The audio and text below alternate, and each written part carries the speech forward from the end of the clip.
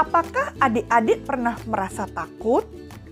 Takut gelap karena mati lampu, takut lebah yang dapat menyengat, takut bunyi petir yang menggelegar, takut dimarahi orang tua karena nilai ulangan jelek.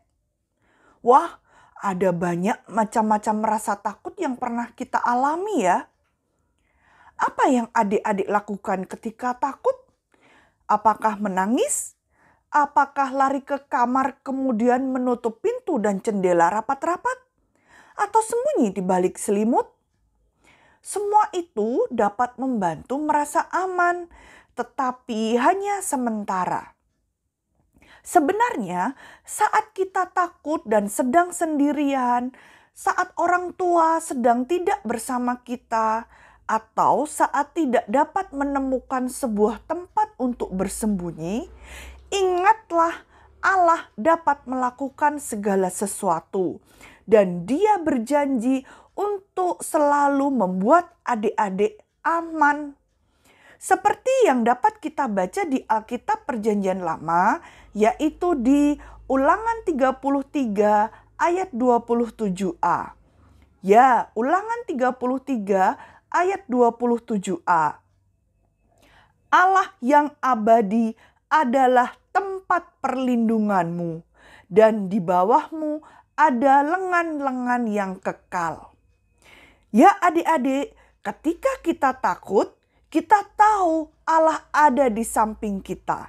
Dia membantu kita merasa aman dalam perlindungannya yang penuh kasih.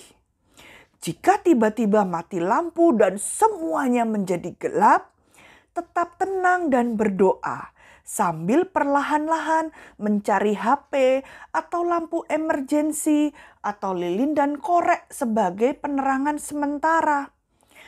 Kak, aku masih TK, nggak boleh main api sama mama.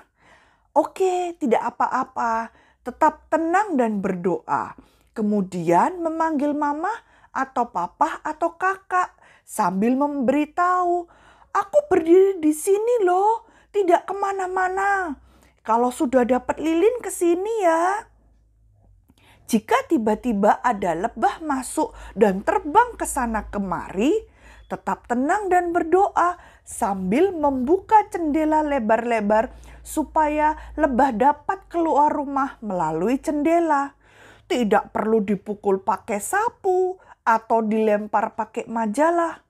Lebah tidak menyengat jika tidak diganggu. Kalau melihat rumah lebah, segera beritahu mama atau papa, biar orang dewasa yang mengeluarkannya.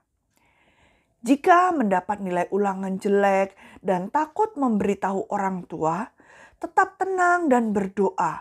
Kemudian setelah itu, bicara jujur kepada orang tua, kenapa nilai ulangannya jelek? Apakah belum mengerti pelajarannya? Apakah tidak belajar karena terlalu lama bermain game?